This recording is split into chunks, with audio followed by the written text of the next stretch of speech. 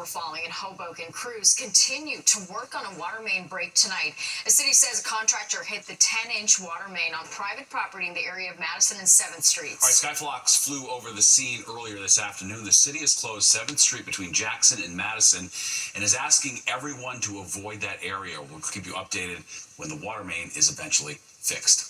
Workers for the LARR will stay on the job after union leaders asked President Trump to intervene in contract talks. Union members voted overwhelmingly to strike if a deal could not be reached. Their leaders are now calling on the Trump administration to form an emergency board to mediate the talks. This delays a potential strike for a few months. The dispute is over pay raises. Unions want 16% over 3 years. The MTA is only offering 9.5%.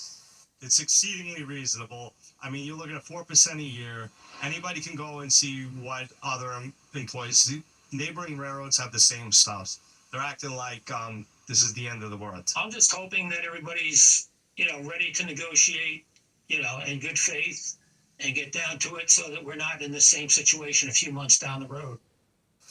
The MTA dismissing the union's announcement as a, quote, cynical delay that serves no one. And while the possibility of a strike isn't totally off the table, the trains will continue to run for now.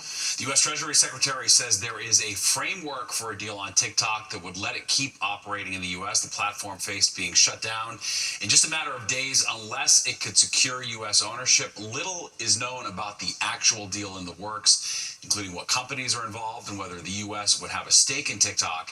We reached out to TikTok's parent company, ByteDance, for comment, but so far have not heard back.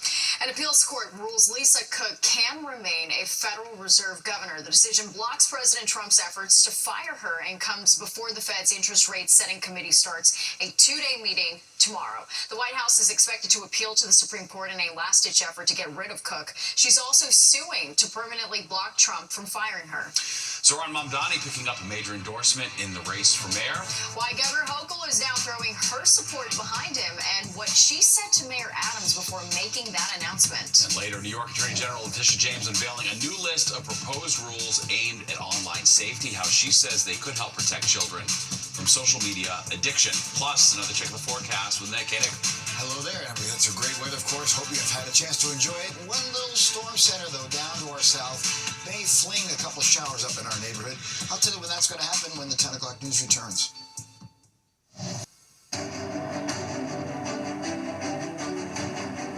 Zohran Mamdani picks up a big endorsement in the race for New York City mayor as Governor Hochul throws her support behind his campaign. All right, Fox 5 political reporter Morgan Mackay has more on what it means for Mamdani and how the other candidates are responding. Hey, Steve and Natasha, Governor Kathy Hochul finally weighing in on the mayor's race almost 3 months after the primary, announcing that she'll be backing the Democratic nominee, Zohran Mamdani. And this endorsement definitely carries weight. Hochul, as governor, is the head of the state's Democratic Party, and this endorsement places even more pressure on top Democrats still on the fence, like Senate Minority Leader Chuck Schumer and House Minority Leader Hakeem Jeffries. But Hochul announced her endorsement in an op-ed, and while she praised Mamdani's affordability platform and his optimism, she also made clear that she disagreed with him on several points, pointing to the NYPD and the need to invest more in public safety. Mamdani told the New York Times last week that he plans to apologize to the NYPD for calling them racist, among other things, but today when asked how he plans to apologize, Mamdani implied he wasn't going to be making a public statement. Rather, he was going to communicate this in private conversations with officers. At the core of my politics is not a theatrics and where I speak to the media to convey what I am speaking with officers. At the core of this campaign has been those conversations. Conversations with rank and file officers, conversations with officers in leadership, and conversations that recognize not only the pain and the diagnosis of it, but how to go beyond acknowledging it and addressing it.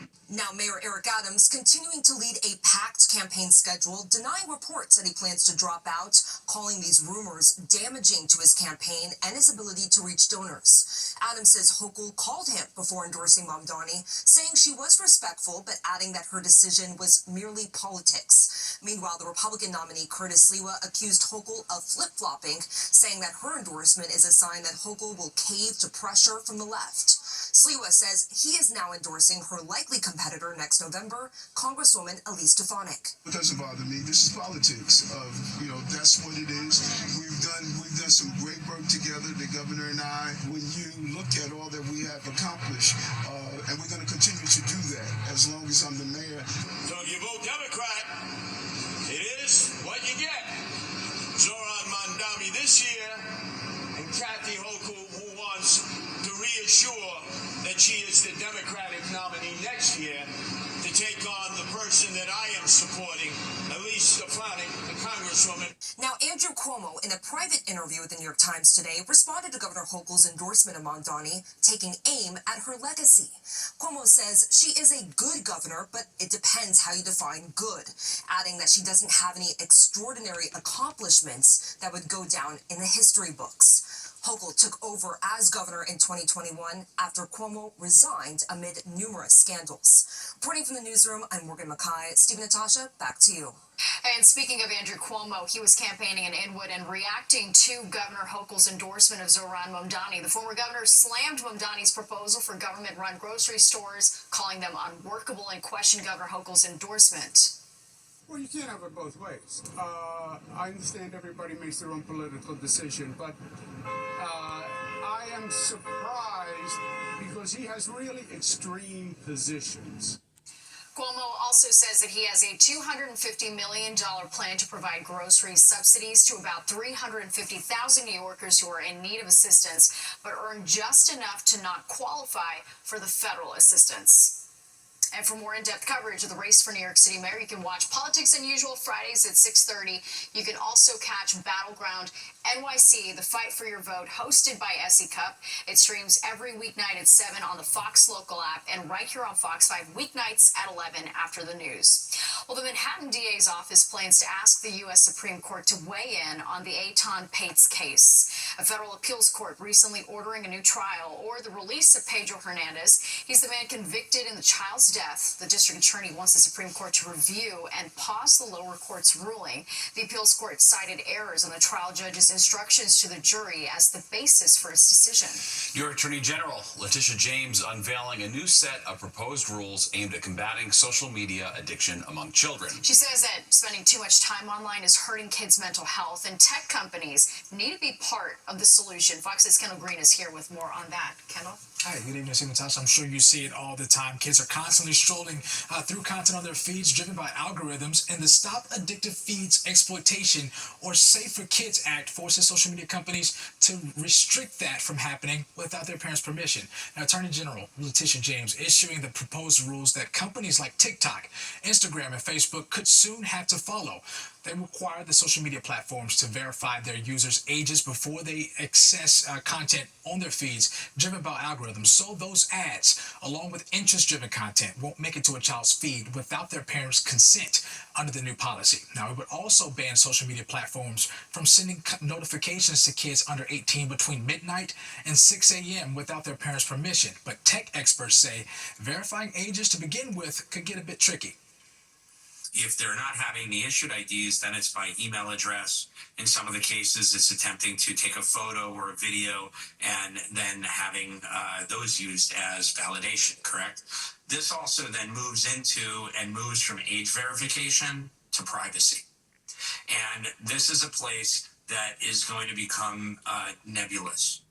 So a little tricky. The proposed rules would also require social media companies to verify users' ages first, then constantly monitor whether those methods are accurate.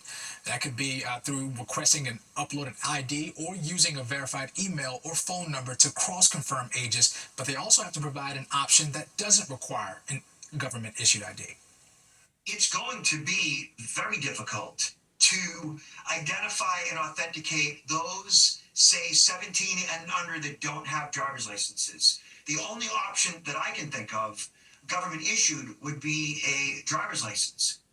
Other than that, facial recognition, which is available, that can give a pretty good idea of a person's age, may work in some situations.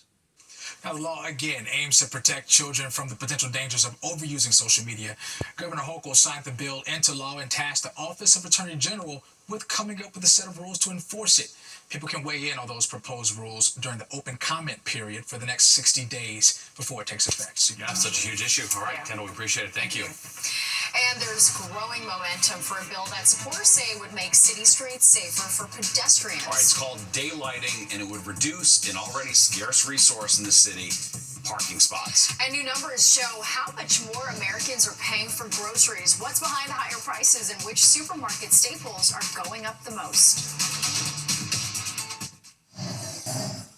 The city's transportation department has released its list of gridlock alert days for the coming months. The DOT says starting next week from Monday, September 22nd through Friday, September 26th, drivers in Manhattan should expect closures and big delays for the UN General Assembly. Next week's highlighted days are among 20 listed throughout the end of the year, and you can find the rest of the dates at nyc.gov/gridlock alert. Unga is back with vengeance. Unga, there you go. That is true. Always a busy time of year, Nick. Yep. And we know that's when the changing of the season starts happening. Yes, too. it all kind of comes together at the same time, doesn't it, right? Well, listen, we've had such great weather, though. We really can't complain. Over the weekend, fabulous. Today, terrific. Tomorrow, not quite as pretty, but it's still overall a decent day. Upper 60s right now across most of the area. Middle 60s heading across the island. Still 72 at Newark. We're down to 60 in Sussex, New Jersey there. And again, it's mostly an east wind that will stick around tonight. It's pretty light, 5-10 miles an hour, so nothing really worse than that. But that east wind could bring in a bit of cloud cover. We might see that happening towards the daybreak hours, maybe little patchy lower clouds around, little patchy fog. But notice again, the picture shows that there are more clouds off to the south. Why? Because little storm center off the Carolina coastline is just going to be meandering slowly northward. Most of the moisture is going to stay to the south, the heavier moisture anyway, but we can't rule out some showers coming in here, especially south of the city starting tomorrow afternoon. You'll see that here on the Futurecast. Again, combination of sun and clouds really during the day. Already by 4 o'clock, again, the showers kind of making their move up the shore, heading there towards Marlboro and towards Edison, and then even tomorrow night into Thursday morning. Clouds will kind of win out, some scattered showers around. Most numerous, again, New York City, immediate area on south and eastward. But the threat's probably going to continue on into Thursday. You can see overnight into Wednesday, we still have some showers there. Here's Thursday morning. I should say, here's Wednesday evening on into Thursday morning with more scattered showers around. Tonight, 50s in the suburbs, lower 60s in the city. Getting some clouds from time to time, a little patchy fog as well.